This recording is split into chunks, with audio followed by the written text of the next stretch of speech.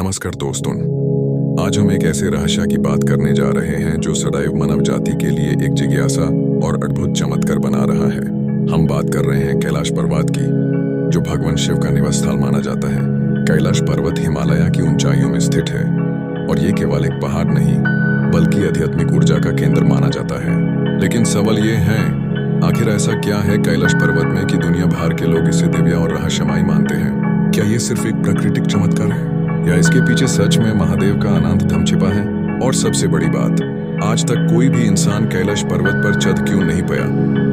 दोस्तों, आज के इस विशेष वीडियो में हम पुराणों का ज्ञान, लोक कथाएं, तिब्बतन रहस्य और वैज्ञानिक दृष्टि सबको एक साथ जोड़कर समझेंगे।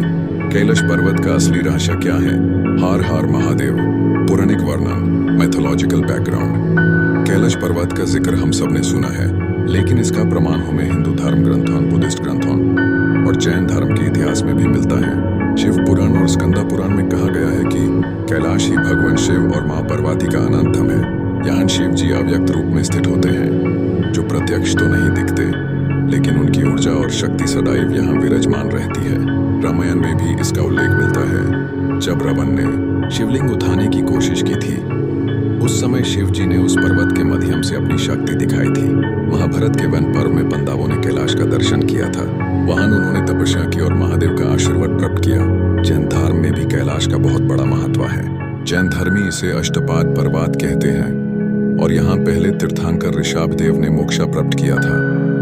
तिब्बतन बुद्धिज्म में कैलाश को माउंट मेरू कहा गया है, जिसे ब्रह्मांड का एक्सिस माना जाता है, यानी पूरी क्रिएशन का केंद्र कैलाश से जुड़ा हुआ है। इसे मेरुदंड भी कहा जाता है, मतलब पृथ्वी की रीढ़ की हड्डी। जैसे मनुष्य के शरीर में स्पाइनल कॉर्ड होता है, वैसे ही धरती के शरीर में कैलाश को स्पाइनल कॉर्ड माना जाता है। अद्भुत वर्णन ग्रंथों के अनुसार कैलाश का आकार एक शिवलिंग के समान है। जब आप इसे चारों तरफ से देखते हो तो इसका रूप एकदम शिवलिंग जैसा लगता है।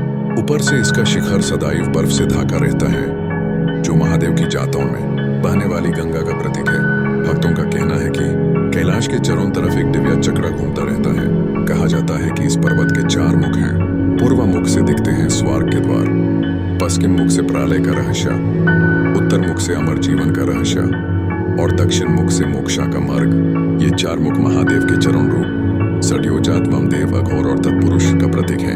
भक्तों की श्रद्धा और कथाएं, एक कथा के अनुसार जब समुद्र मंथन हुआ था और विष निकला था, तब भगवान शिव ने विष का पान किया था।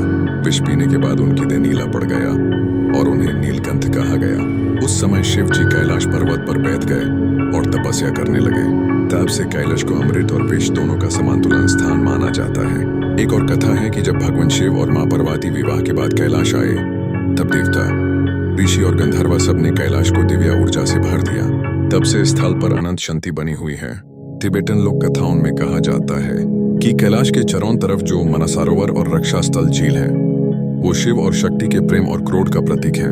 मानसरोवर में पानी सदैव शांत और पवित्र रहता है, जबकि रक्षा स्थल का पानी काला है, जिसमें जीवन नहीं दिखता।